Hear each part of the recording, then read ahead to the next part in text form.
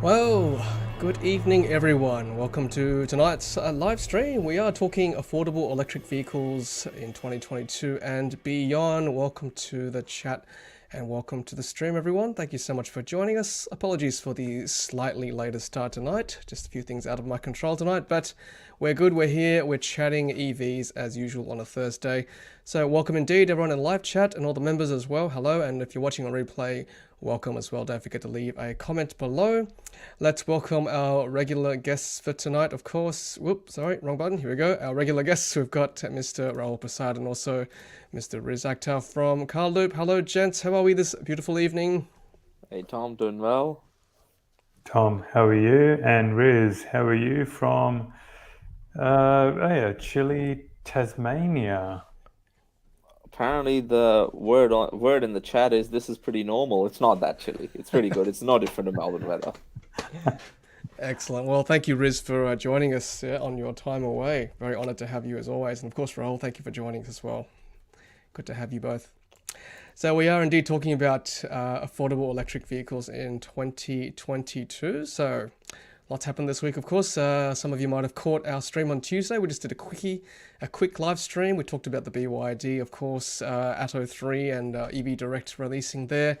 Very controversial new warranty and also their scheduled servicing as well. So we might touch on that just briefly, just to recap a little bit later on in the stream. But we're going to talk more in general about affordable EVs in Australia in 2022. All right, let's put on. Let's take this away and put this one on. There we go. All right, so 25th of August 2022. Before we get started, I just want to again plug next week's stream, of course. Do not miss this one. This one's really important. A special live stream with representatives from the New South Wales government. We are talking the state's electric vehicle strategy. This one is really important. I can't wait for this one not to miss. And this will give you, the viewer, the opportunity to ask questions of the New South Wales government with arguably the most, I guess, progressive policy when it comes to electric vehicles in Australia. So good to pick their brain and see what they've got in store for us in New South Wales. And of course, if you're not from this state, then well, this might be in store for you because I'm sure the other states are watching as well. So keep that in the diary next week, Thursday, 1st of September, 8 p.m. Australian Eastern Standard Time. And of course, a quick plug for my own car. Yes, the electric blue beast is being sold. Yes, I'm selling my Model S. Very sad, but it's got to be done. We're making way for the Model Y. It'll be very sad to lose it, but still a beautiful car. 2015 70D AP1 MCU2 highway autopilot. Here we are in Sydney. 100% range is still 330 kilometers currently. 0 to 105.4 seconds. Free lifetime supercharging, tow hitch included. All offers will be considered, so send me an email if you are interested or before we officially list it on car sales and other platforms. So yeah, let me know if you're interested. Okay, so let's move on to today's stream. So again, thank you very much to Riz from Car Loop for preparing this excellent slide, which we'll probably discuss mostly on tonight. So if you want more information from Riz on this or any other information that Riz is good with data for EVs and renewables, then Car Loop is the place to go. All right, Riz, do you want to take us away with this slide? Awesome. So I put this together earlier today, and I realized that I missed the Cupra Born, the one that was in the thumbnail. I missed that car, but I also realized that I don't know. Well, there's not a lot of information about it, and Cupra, which I believe is a subsidiary of Volkswagen, is keeping a bit tight-lipped about it.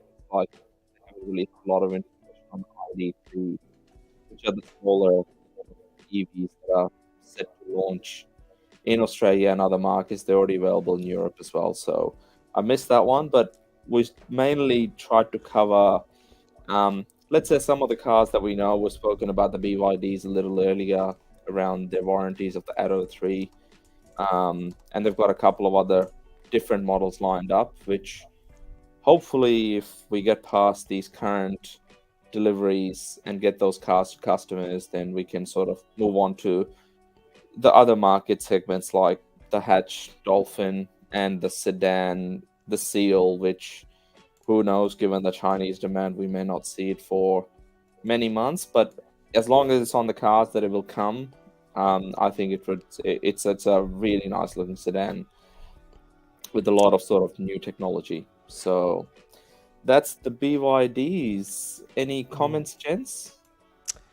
Yeah, I'll just quickly say about the Cupra Born. I'll put something up from EV Database very shortly once we talk about Riz's chart here. But yeah, just to give us some idea of what it's like in Europe, how much it costs there. Awesome. Yeah, I think, look, obviously, I think BYD and also the other Chinese manufacturers are the ones to look out for. I think in coming years, I dare say they might take over the affordable segment of the market from the Japanese car makers, I would say, if that is, if the trends are towards EV, if that's what's to be believed. And I think BYD have certainly hit the mark early by bringing the Atto 3 to Australia early. But yeah, it looks like the Dolphin and the Seal will be following very shortly. Certainly Luke Todd from EV Direct has promised that it is coming. I think almost as early as December for the Dolphin. So very interesting there. I mean, the range is pretty good, I got to say. Look, Atto 3, obviously, we're looking at 420 for the extended range. Dolphin 380, that's very respectable. And the Seal, which is, the Model 3 killer, or the Model 3 equivalent, I guess. That's pretty good range, 480 to 580.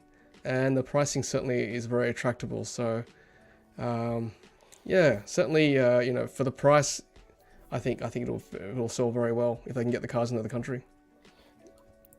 Yeah, Rahul, your thoughts? Yeah, look, I love the pricing of the Dolphin. I think that's a really affordable entry into the market at, say, 35k, if that comes in at that price point. I think also the Aura, if and when it comes into the market, it looks like a great hatchback.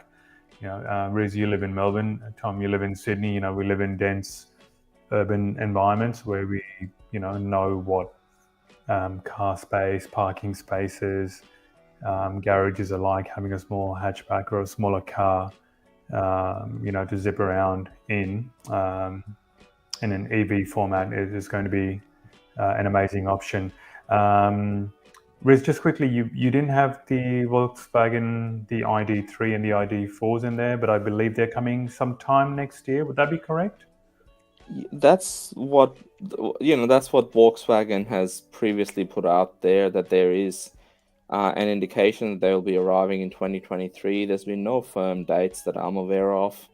And I guess it comes back down to the fuel emission standards. I mean, they're basically selling everything they're making in Europe at the moment. So if it has to be a stronger motivation for them to bring, other hatches instead of the Polos and the Golfs.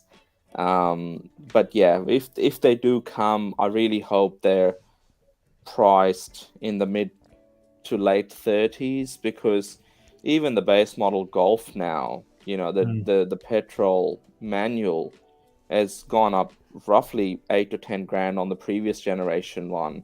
So the base model's around mid 30,000s. So, that's just the manual Golf that's currently available. And if you can get a Dolphin for around about the same price, and I've heard the word on the street is the Dolphins are friendlier. So if they are going to be bringing that in, then it's going to be a much nicer proposition, given it's a ground up EV, and at that sort of price point, I think it's a great car for the inner city sort of travelers. Yeah, I just put up Greg Wilson's comment here. VW, I think there was talk at the EV Summit last Friday that they're not going to bring in their cars unless there's some sort of firm government emissions standards released, which I think Chris Bowen said he was going to do next month. So watch this space, I think. Whether it's an excuse or what, but that's what the CEO said in Australia. They won't be coming till that happens. Someone did say, I think on LinkedIn, reposted tonight's live stream, saying that affordable is a very broad statement. What does affordable mean? It means things for different people. I guess for us tonight, we're just trying to cover the lower end of the pricing segment. So we're looking at the BYDs, Yeah, the other Chinese makers, Good Cat Aura, Great Wall Motors Aura. I think it's Good Cat Aura. Is that what it's called? Good Cat Aura. Yeah, I think it's called the Good Cat. Yeah. Yeah, and of course the MG ZS EV refresh is coming as well. So yeah, an MG4 as well. So yeah, that's kind of what we're looking. Obviously, some people think the Model 3 is affordable, of course. Model Y is affordable. Yeah, Cupra Born, might be affordable for some as well. But again, we're just, in absolute terms, this is what we're looking at, just price point. Charles, hey Charles, nice to see you there. Charles Gregory's asking, are they WLTP ranges? 320 kilometers looks a bit high for the ZS EV, even the new one. So the new ZS EV, they're claiming it will be 320 kilometers of the model that's coming into Australia, which is not the extended range one. Obviously, once these cars get here, it's funny because it's one of those, like, if you go onto the website, you can't find official information. They don't talk about the range anymore. They used to when they were promoting the previous generation of the ZS EV, which they said was 263 kilometers or whatever it was, and Tom, you tested it on your channel when you had the car for a week. But yeah, they haven't said anything more about the new ZS, and I'm actually a bit disappointed how originally there were plans to bring the extended range in, and then they never did. Possibly, it's just speculation, but possibly because there is other ground up EVs that they're working on that they may launch soon after the new ZS into our local market. We'll see. But yes, they are a WLTP on the 320 kilometers from what I understand. And yeah, so watch this space. I am hoping to have one on loan next month, a new refresh ZS EV. So yeah, I would love to, of course, review that for the channel. Here's a good point from, look, I'm going to quickly circle back to the EV Direct warranty for BYD, because that is certainly coming up in the chat, I can see. So I will put this comment up here. I think if the Atto 3 had marketed at $2,000 more and then had much lower servicing costs, people would still be happy with the overall price. If you consider the total cost of ownership, it's still good. So that's a fair point there, Andrew. I think some people will probably agree with you in the chat. Now,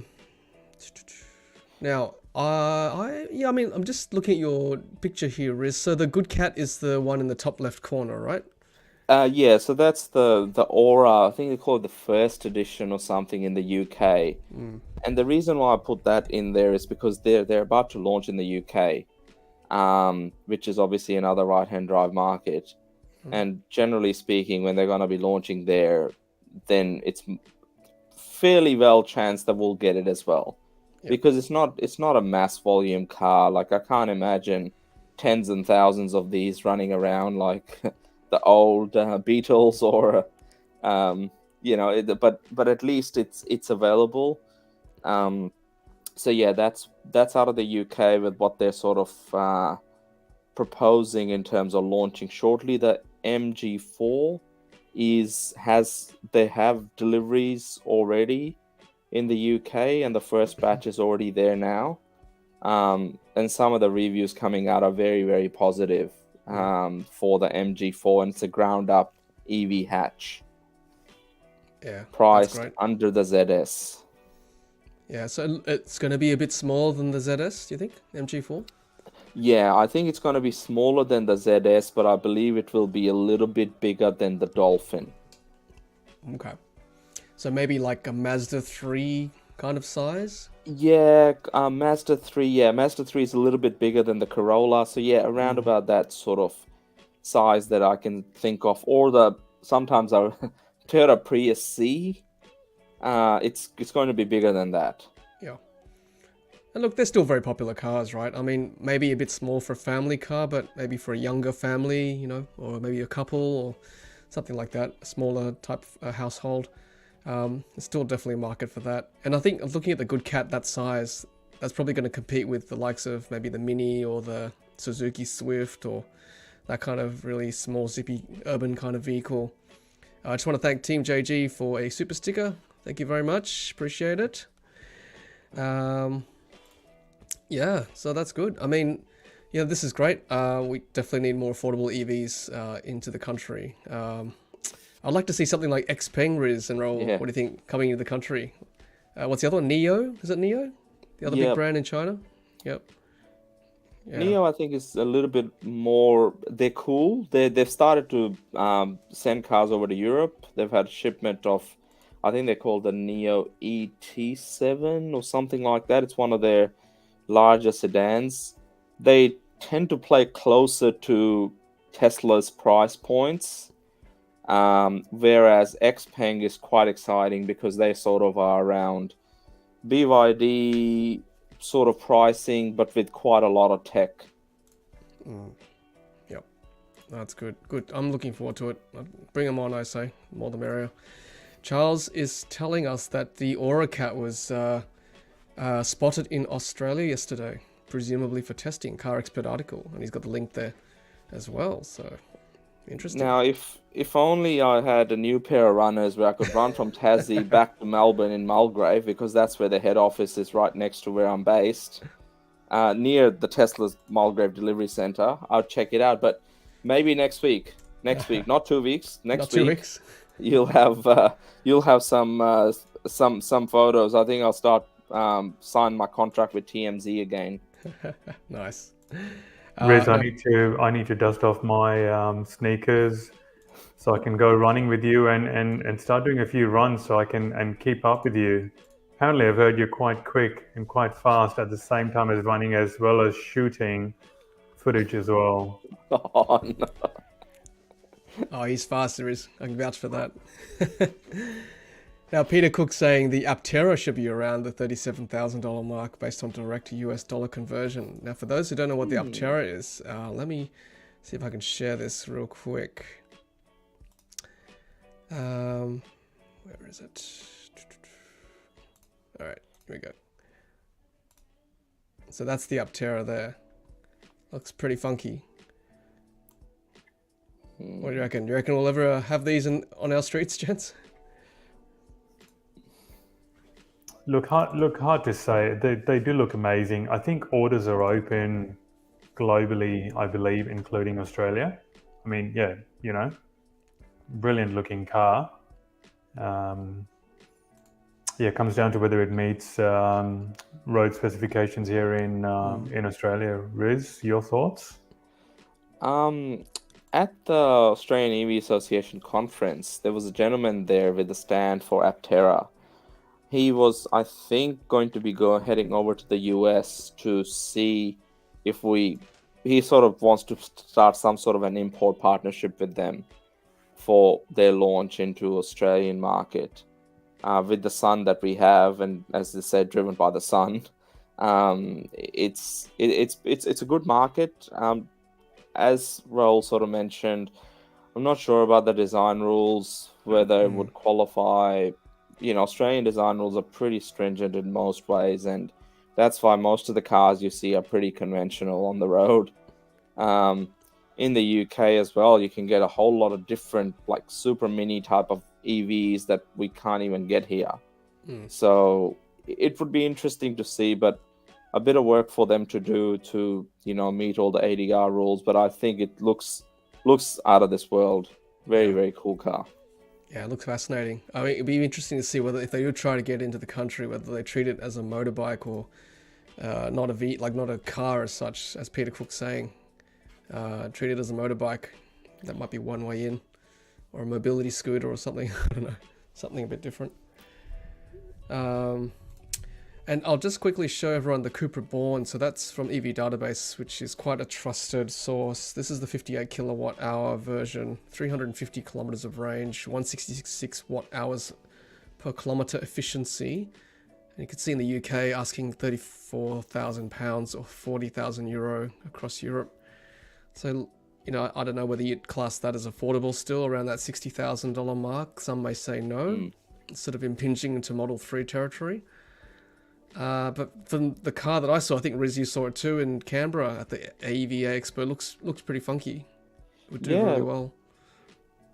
Looks cool, and that's I guess, just as a comparison on that price where it says £34,000, 34,715. That MG4 starting price is £25,995.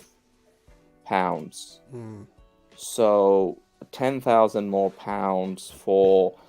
I think the battery is also. Battery is 51 or 52 kilowatt hours in the MG4 versus the 58.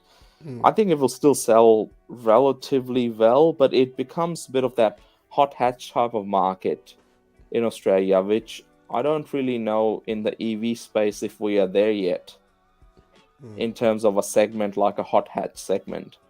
Maybe people considering Golf Rs and those other high performance sort of hot hatches, they might be, happy to make the switch to electric with that instant torque, high reliability, and all of those sort of things. Maybe this is more suited to those ICE hot hatch buyers looking for another hot hatch.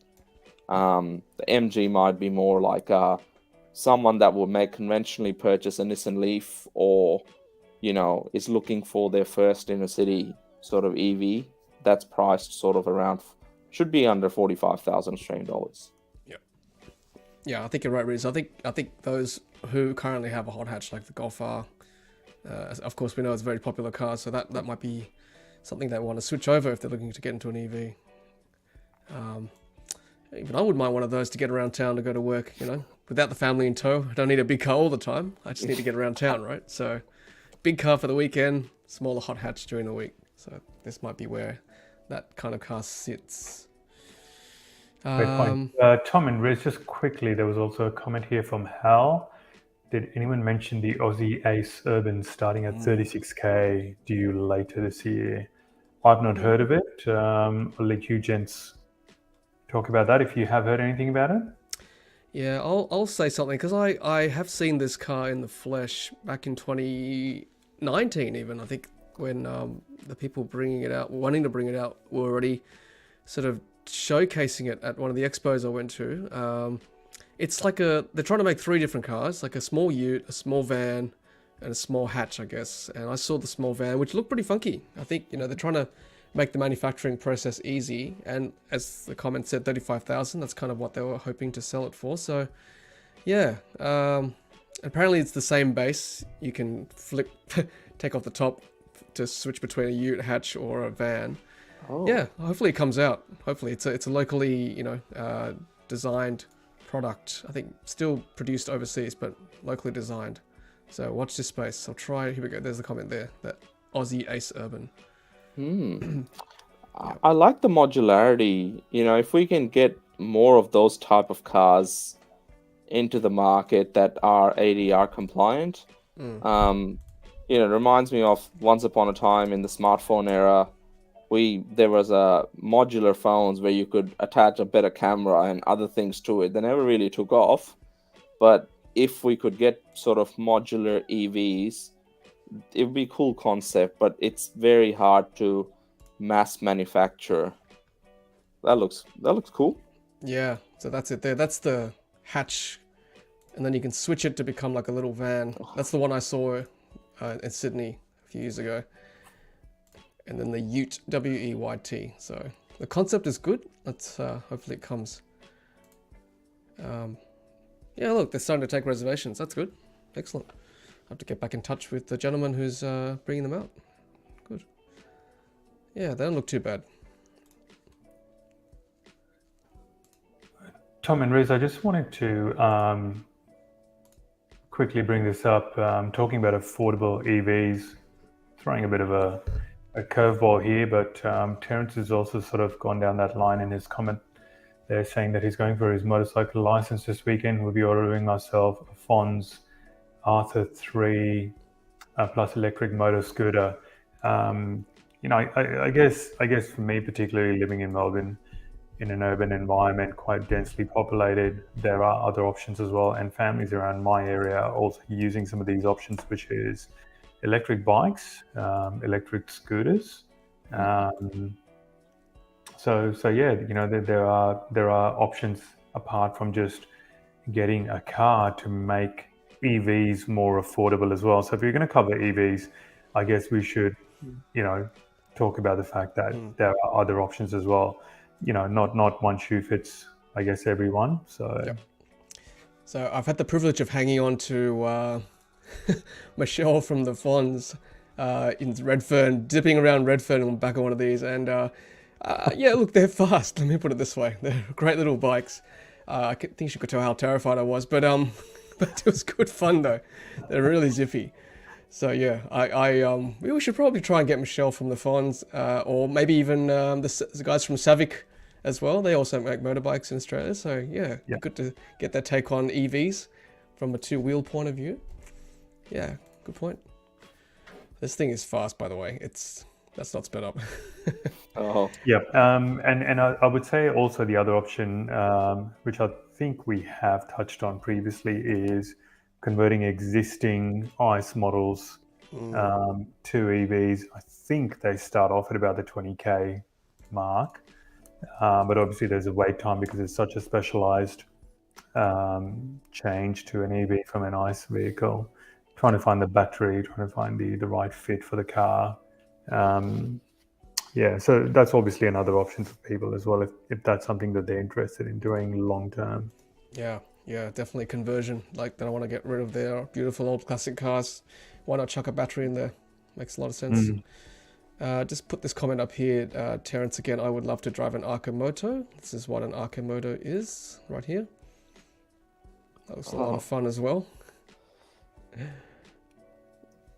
Again, that reminds me of the Can-Ams. The Can-Am had a three-wheeler motorbike that I think you can still buy them, but that looks cool.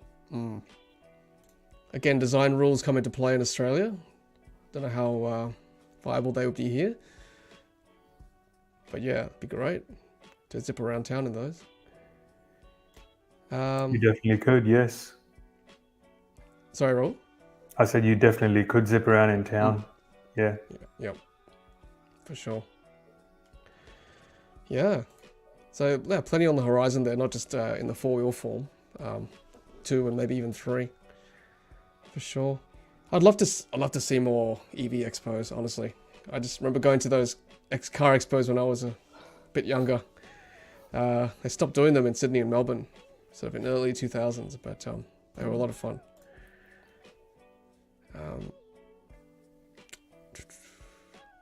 What do you guys think about? I know we've sort of spoken. Well, Tom, in your video when you went around the NRMA day that they had a couple of weeks ago, you met, I think, the Good Car Company or the Good Car Co. So they're importing EVs from Japan. So these are like Nissan Leafs and Nissan vans and Mitsubishi EVs. Like, if the government was serious about that sort of stuff, then would be getting, if there is supply for these that are, good battery health, overall do the job, give you between 150 to 200 kilometers of range, and if you can buy them delivered here for about 20-25 grand, then yeah, they're worth it.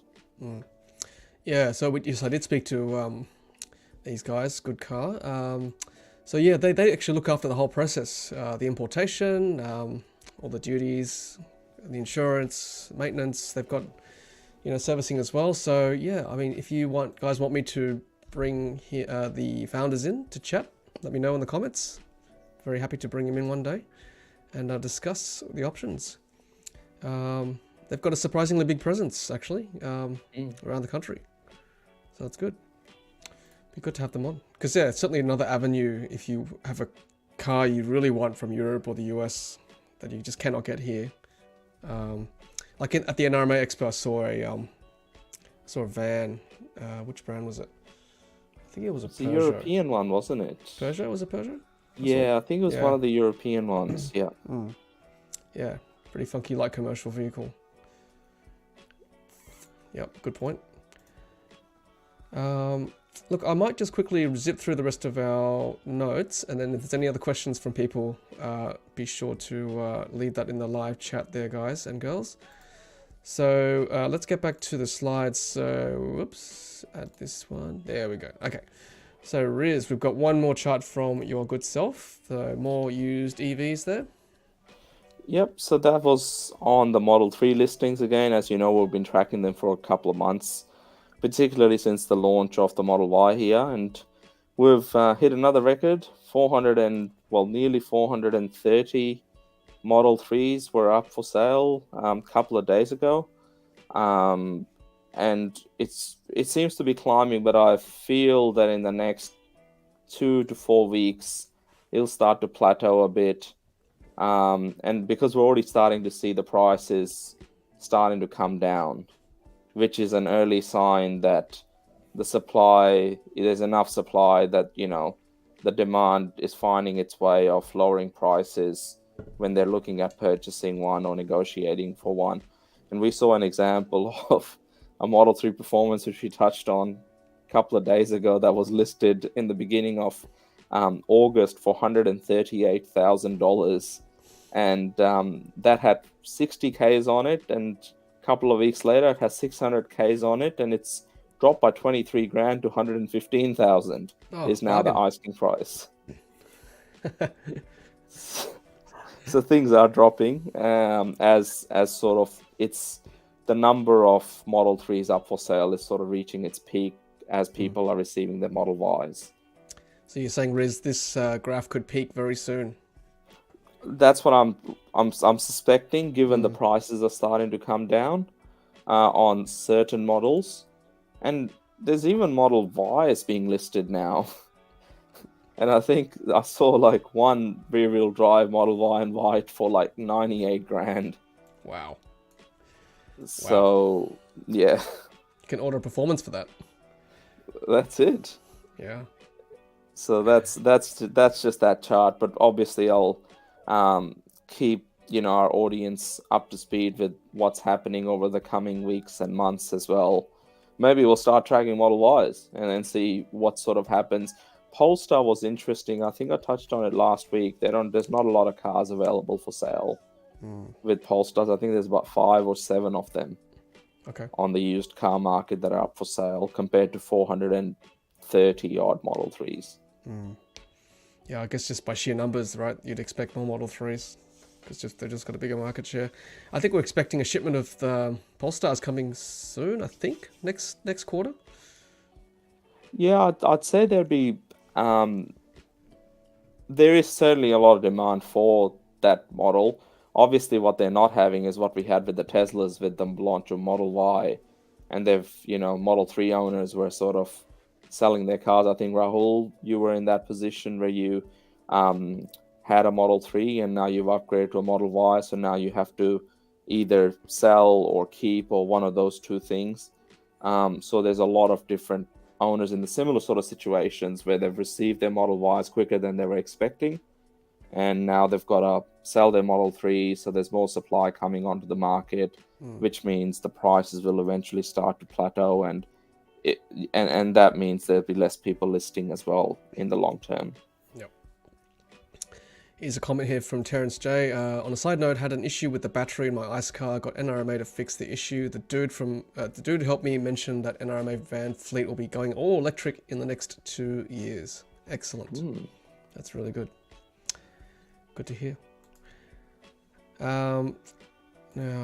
Yes, EV events. So we should probably touch on this because this happened last week, the EV Summit in Canberra, by invitation only, of course. This was one quite good talk that I listened to with Mike Cannon-Brookes on your right, and also Robin Denholm, the chairman of the Tesla board, hosted by Eitan Lenko from Boundless. So it was a good discussion on what needs to happen, where we're at, state of play with EVs, how that's going to happen in the next few years. So it was good to hear. Look, it was nothing too groundbreaking from the discussion. It's kind of stuff that we always chat about in our streams anyway, and you guys chat about in the live chat. But it's just good to hear people so high up the chain, like Mike, of course, and Robin, talking on the same page, speaking the same things that we're speaking. So that put a bit of confidence in what we're trying to push forward as well with our live streams. Riz, I believe you also watched this one? Yeah, I think it was good to see, like you said, some of the commentary resonate, because that's what we sort of speak about on these live streams, and also sort of to hear the optimism that what's there to come, and hopefully it inspires some of the people in Canberra at federal level to, make those emission standards, make them something that is tangible, bring in the FBT reductions and other things that will help and encourage EV uptake. I think one of the key issues they sort of touched on was the supply of EVs and what can be done. But, there's very few levers that can be pulled at the moment until there is some emission standards that are brought into place. In the meantime, some of the options we've touched on, like importing cars from Japan and Europe that are already electric, that are sort of, in that $20,000 to $30,000 mark, or making conditions in the country more welcoming for brands like, BYD, Xpeng, and others that are making those affordable EVs. That's what we want if we want us to transition fairly quickly. What I found fascinating was Robin Dennell, who's the chairperson of Tesla, was saying that there's no reason why we can't produce EVs in Australia. And it was a very curious comment coming from someone from Tesla. I mean, you are literally almost at the head of Tesla, apart from Elon Musk, of course. You could actually make it happen. So for her to say that, and then the room broke out in applause. So I'm thinking, well, you could make it happen, Robin, if you really wanted. Push that agenda, right? We've got all the raw materials here, so yeah, interesting comment. And of course, I think they also touched on the fact that we're still, of course, very early on in the S curve. We're at 2 or 3%. New Zealand's at 10%. And then they were saying to get from 20 to 80, it's actually obviously the sharp uptake of the S curve. And 50% is actually a myth. You don't see 50% because it just goes so quickly. So how long that will take, we'll see. I think obviously that's cause for debate. Yeah, interesting, I thought. All right, I might move on to the next slide. So charger eye candy. So I love this segment. It's one of my favorite segments of the stream. So for those of you in Melbourne, make sure you get out to Altona North. I thought Alexandra here in Sydney might be the flagship, but I saw these pictures released today from LinkedIn. This is from Tristan G from LinkedIn from Ampol. And look at how pretty that looks. There you go. That's what it looks like. We've got 4 charging spots there, 2 dedicated, machines with 2 stalls each. So really 4 spots, I guess, technically, even though 2 are probably CharDemo. You've got undercover. That's great. They're well lit, well signed. Yeah, it looks good. This I could almost swear this came from overseas. Looking how good that looks. So, congratulations to Ampol. Have you gents? Oh, I know Riz is in Tassie at the moment. Rahul, have you had a chance to go out there have a look yet? No, not as yet. But I tell you what, looking at that photo, I'd be like, I'd want to buy an EV just to go use those chargers. and that Melbourne rain gives it that extra schmick sort of, the shininess that you need to take that type of a photo. That you won't get that in Sydney, Tom. That's rained quite a bit in New South Wales, but yeah, no, I agree. You need a bit of water there to make it look shiny. No, it looks good. Looks good. Congratulations to Ampol too. Yeah, it looks good, doesn't it? Very tidy install. I think it's one of its first sort of these type of chargers here. Now, what we've got to look forward to is in the next 2 to 3 years, we'll have sort of whole parking lots, car parks full of them, well lit up, good signage. And I've been traveling around Tassie, going from charger to charger. The fast chargers here are a little bit better better signage compared to what some of the Melbourne stuff that I've seen, even leading up to the chargers. But they're still the old Tritium units. They were all working, but this is obviously the next level, sort of what we've got to look forward to. Yeah, that's great. I think Ampol is going to install 120 sites across the country. So Altona is one. There's one in Castledine in Brisbane, 2 in Sydney now, Alexandria and Northmead. So that's good. Sign of things to come. We need more of this type of install. Well lit, safe, 4 stalls, 4 spots. So well done. As you know, guys know 4 is my absolute minimum. 4 is what makes me happy. Yep. Excellent. Back to more eye candy from overseas. This is from Blackburn in the UK. from EG Group. Again, that's quite a look. Is that tritium I see there? Yeah, they tritium? are the tritium Yeah. chargers. Yeah. Yep. Yeah, wouldn't mind seeing more variety, not just tritiums across Australia. That one from Altona is a ABB charger, same as the ones in Sydney and Brisbane. If Ken Power's watching, you're welcome into the country too. Wouldn't mind seeing some of your chargers here. There you go. Do you know, just interesting little fact, Kempower already sells a lot of equipment in Australia. We just don't see them because a lot of it is underground. They supply underground welders for mining companies and other things. So they were originally a company that made welding equipment. Okay. And then they transitioned into chargers. So they're selling equipment here. If you're listening, Ludicrous Feed is the place where, you know, we'll spread the good word on how that technology differs from what we're seeing even in this photo from Blackburn in the UK. That's right. Always happy to promote new and exciting products. So, yeah. So Sydney EV. Hello, Sydney EV. Hello, Rob. Apparently Ken Power is already in Australia. So there you go. Riz confirmed that. Thank you. And Scott says that too. Ken Power sells to mines in Australia. That's great. Awesome. Okay, so more pickies. There you go. Another one from Germany. MER. That's quite a good one. Very much undercover. I like that. Shelter's good. Shelter's good. Lighting is good. Don't see a convenience store, but maybe it's out of shot. A lounge, something like that. What to look forward to. That's one benefit of being a bit behind the rest of the world. Rest of the first world anyway. This is what we've got to look forward to. Chargers like that. Yeah. Okay, so spotted. Okay, so this is when people send me pictures of interesting things they saw around town. So this one is a Ioniq 6. This was spotted in Chatswood in Sydney last week. I know exactly what that is. Chatswood's kind of my neck of the woods. I didn't see this particular car, but yeah, so I confirm that is Chatswood.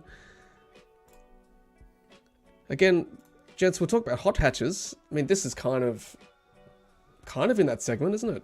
It's a hatchback, not a big car. Yeah, I don't know why that back of that car reminds me of a Porsche, really. Porsche, Yeah. Exactly. Yeah. Yeah.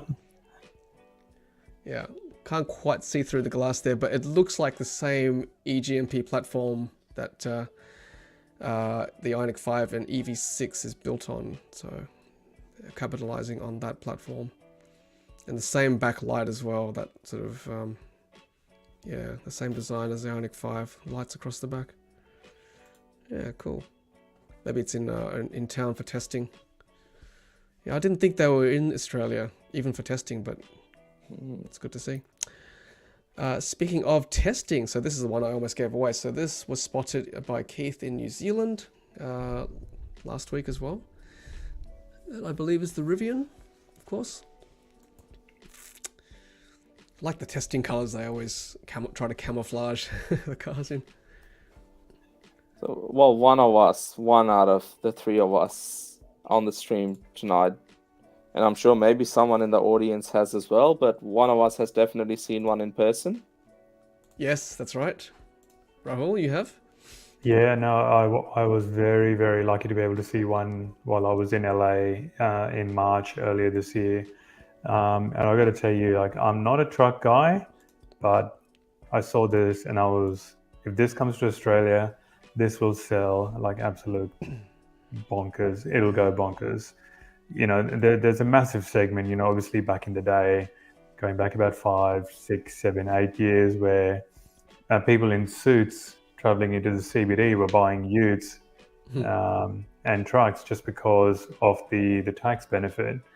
And obviously now the trade's buying it as well. That car just appeals to so many segments. The people who go camping, off driving, trades, suit wearing types going into the city who want to drive a big car, but in an electric version.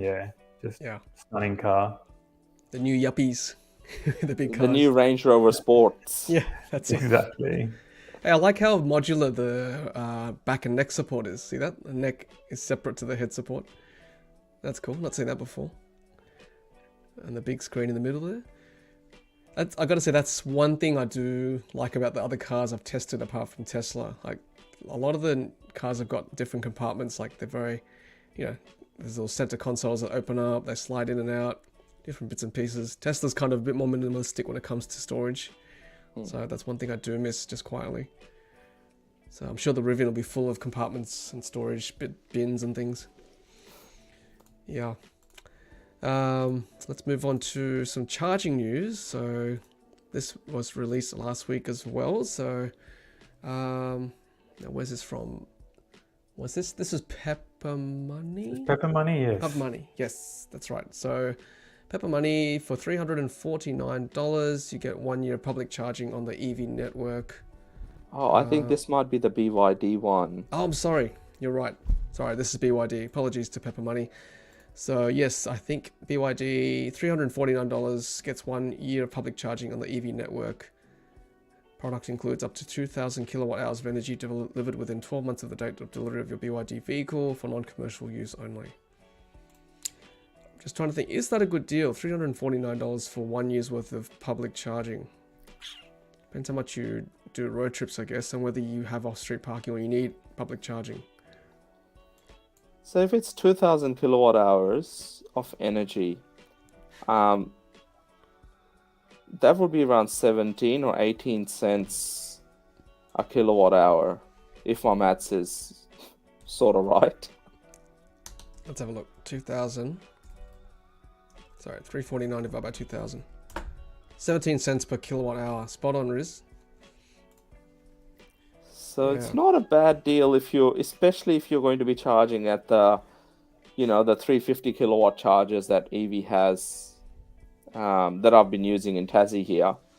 So that's normally 60 cents a kilowatt hour. And 2,000 kilowatt hours, I mean, give or take, I don't know. That sounds like a good deal. Well, let's say 2,000 kilowatt hours divided by 50 weeks. That's 40 kilowatt hours per week. Now the BYD, I think, is a 60 kilowatt hour battery, I think, the extended range. So that's 80%. about 300 kilometers of range every week. So that's enough to do 15,000 kilometers a year. Yeah, I guess I've certainly done the maths. Again, if you charge at home, it's not a great deal, I don't think, if you aren't doing that much road tripping. But if you do rely on public chargers, if you will live in an apartment or something that has no off-street parking or off-street charging, that might be a good deal. Yeah, if anybody in the chat who's got a BYD on order, if they're thinking of doing this, let us know. Let us know. Okay, cool. And let's quickly roll through the rest of the slides. So Tesla news. So yeah, this made a bit of news this week. Elon Musk tweeted that with the release of beta 10.69.2 FSD, FSD will be rising by another $5,000 to $15,000 in North America on September the 5th. There you go. And there was some confusion this week. I got a few texts and messages asking whether that will apply to Australia. I think I can categorically say no. That's going to be just North America because we don't have FSD beta yet. And of course, the age-old question, is it worth it? We could do a whole podcast, whole live stream on whether it's worth it. I'll give my opinion. Look, $10,000 is a lot of money for a feature incomplete product at this stage. And considering now that EAP, Enhanced Autopilot, is available for half that price, which gives you probably 80 to 90% of the usable features at the moment. I would strongly consider using Enhanced Autopilot first. And you can always upgrade if you want later on before they raise the price. What do you think, Jets? Yeah, I agree. I believe, what Elon's talking about there is obviously only available for North America. And obviously, even FSD Beta is only available for North American users to try and test out. I guess when they're going to release the proper version of FSD Beta in a wide release, obviously the US will get it first. So it makes no sense for us here in Australia to pay for FSD. I think it's already expensive as a line item for Australian buyers, considering we're talking about affordable EVs. And if you're going to raise that by another 5K, yeah, forget about it, Elon. Sorry. Yeah. I'm a fan of Elon, but not everything. Fair enough. Fair call. What about you, Riz? Sorry, Riz, quickly. Gaffer's saying he got his for 5K back in the day. How good's that? Hats off to you, Gaffer. Yeah, FSD, it's interesting, right? Like, I'm more interested in the subscription side of things, because one thing I really like is that, let's just say it's, in Australia, it might be $400 a month. And most of the time, if you're going to be using FSD as such, it might be helpful on road trips or when you're doing the longer journeys.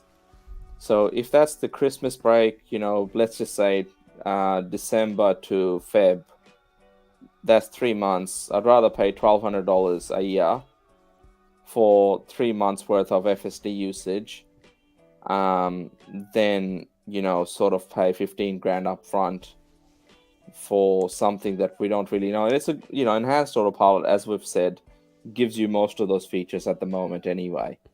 Just won't drive you around the city streets just yet, but I guess when the technology is ready and there's a subscription model available, then it's only in Tesla's best interest to offer both. Yep, good call. Yeah, especially currently, you can't actually keep the FSD purchase with your account. It has to stay with the car when you sell it. I think that's throwing a lot of people off, unfortunately. So that's where the subscription model might be handy down the track. Yeah, and of course, this is the old argument that Greg's just texted. Grand plan with FSD is your car goes out and earns money while you're not driving it. Yeah, sure. True. I've heard that a few times. If that's what you want to do with your car, that's might be a good business case for that. All right, let's keep going for now. So yeah, Tesla China has cut Model Y delivery waiting times to a minimum of 4 weeks. So that's good. It's amazing, really. 4-week turnaround. Going back to almost pre-COVID waiting times. Amazing. Things are changing quite quickly over there. I'll have a chart for next week looking at Shanghai's production level month by month and what's expected for August. And it will be, the way things are looking, it'll be the highest production they've ever done out of that plant in a whole month since it opened in, I think, late 2019. So yeah, it's really good to see that they've ramped up production. They've done all their upgrades. It's basically ready to produce 1 million cars a year. And that just means that they're already cutting wait times in the local markets. So they know that they're catching up on the orders very, very quickly, even with the shutdowns and the rest. So exciting news, and it has ramifications for Australian deliveries as well. Yeah, thanks, Riz. I'm looking forward to that one. I've been asked that a few times about Shanghai production. So yeah, we'll look forward to that one next week. I'll quickly answer this one, AJ. Summon feature is allowed in Australia. Yes, there you go. Let's keep going. So let's chat about BYD real quick. We sort of touched this on Tuesday, so we won't spend too much time on this, except just a recap for those who didn't watch that, or you can watch it, of course, on replay. The big news this week was the servicing schedule for the Atto 3, which took a lot of people by surprise, of course. People are saying that that's a bit too expensive than what they were expecting. Yeah, obviously it's on par with ICE, and yeah, it's not an ICE car, it's less servicing. Of course, EVs aren't without need for service. Teslas, even though we don't have to service them, we still need to bring them in occasionally to get them looked at. So don't think that EVs are service free. And other EVs also have scheduling as well, like the Ioniq, the EV6, MG's got a service schedule too, so it's not unique to the EV market for sure. I did a just on that one. I did a quick analysis today. So sorry, I'm looking at my phone at the moment where I had a look. So the EV6 7-year servicing plan is $1,600. Okay. The Kona Electric 5-year plan up to 75,000 kilometers is $1,450 upfront. So upfront, it's a package you buy upfront if you want your car serviced over those 5 years or whatever. The standard Ioniq, so the older Ioniq that we've had, that's no longer on sale anymore, $1,400 for 5 years, or $1,250 for 4 years. And the new Ioniq 5 3-year servicing plan, $660 up to 45,000 kilometers, or a 5-year servicing plan for covering up to 75,000 kilometers for $1,700. Okay, interesting. So I think this whole thing is $3,000 over 8 years, isn't it? That's what we listed on Tuesday. Like that, I think. Yeah. So that seems a little bit on the high side compared to the figures you've just mentioned. Yeah. Yeah, I wonder whether EV Direct will renege on that, particularly when the first invoices come out in a year's time. See what's exactly done for that money. Yeah. I'll have to try and get someone from my car to come out maybe to see what they're going to do with the BYDs. It's really interesting, like looking up some of the servicing stuff today. When you Google search like Kia EV6 service plans or whatever, there is my car ad that comes up. We'll do logbook servicing for $199 or whatever it is. Yeah. On your EV. So it would be awesome to get someone from my car to come and say, well, what do we do about the 24-month or the 48-month, 72-month services? Because ultimately, if they're getting the same training as the dealer network that BYD may or may not have, then and they can do the logbook servicing, and BYD, like any other manufacturer, will cover you for warranty if it's a logbook service, even if it's not done through their dealerships. Then, and if it helps save people money, those that want to look at alternatives, then yeah, I think it will be good to have someone from my car or other sort of, mechanic shops, the larger chains, to sort of give us their take on what they think. Yep, I'll try and get someone for sure. And also the warranty was released as well this week, which also threw people off because I think people were expecting so-called bumper-to-bumper warranty for, I think it was 7 years was originally posted on the website. A few things which worried people, for example, the multimedia system is 3 years. Traction battery is higher, 8 years now, and the drivetrain, more than the 7 years that was first pushed, but a few things are a bit less than that. Of course, we went through that on Tuesday, so have a look at that stream too. We won't spend too much time on this, so watch this space. Possibly they may have a look. EV Direct moving forward, they might tweak a few things given the feedback. And yes, there's a promise of a service app, which I'm very interested to see if that will happen, of course. And the other thing I missed on Tuesday was the towing.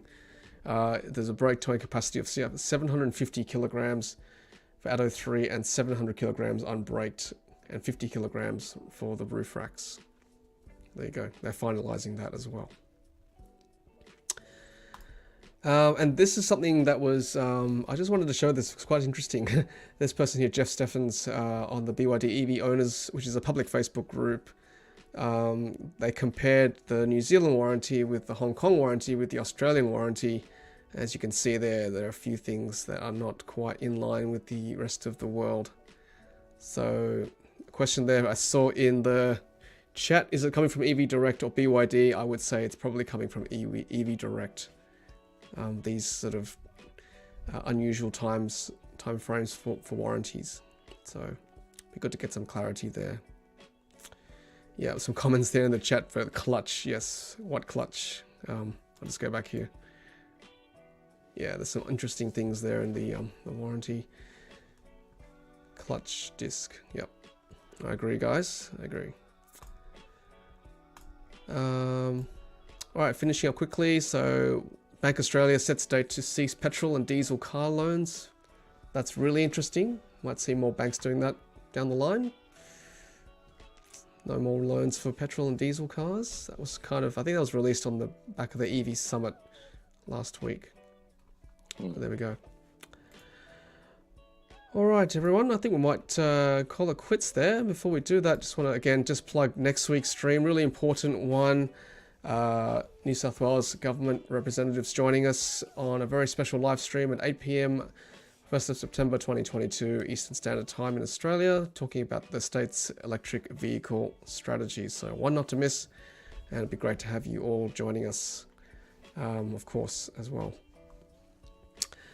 Gents, again, thank you so much for joining us. Rahul, thank you very much. Thanks, Tom. What a great live stream you've got set up for next week.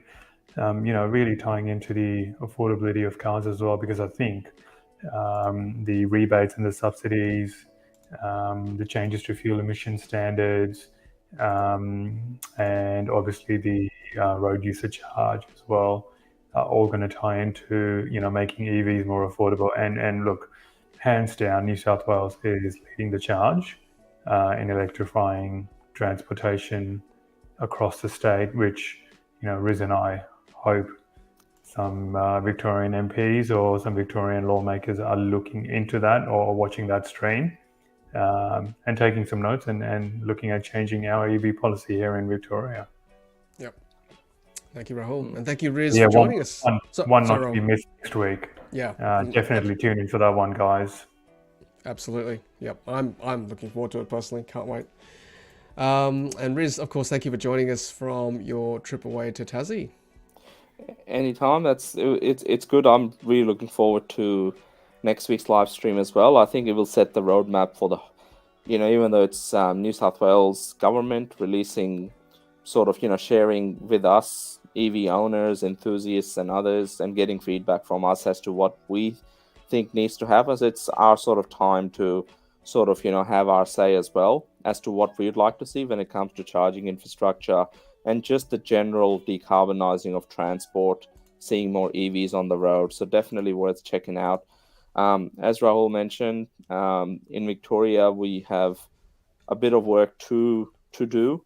We now obviously have the flashiest chargers in the whole country, as we've seen with the Ampol chargers, but they're not. They did get arena funding as part of the SAIC, which is federal government funding, but I don't believe there's a lot of role that Victorian government has had to play in that rollout.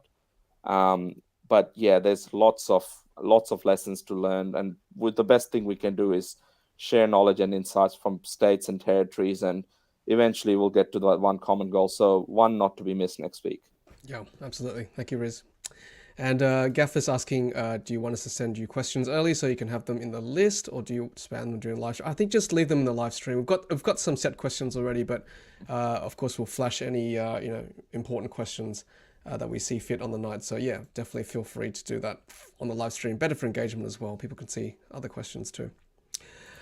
Gents, have a great night. Thanks for joining us again. And thank you to those of you joining us or joined us on the live stream, live audience. Thank you for your comments and questions. And of course, don't forget to leave a comment or question in the comment section if you're watching on replay as well. Take care, everyone. And until next time, happy charging. See ya.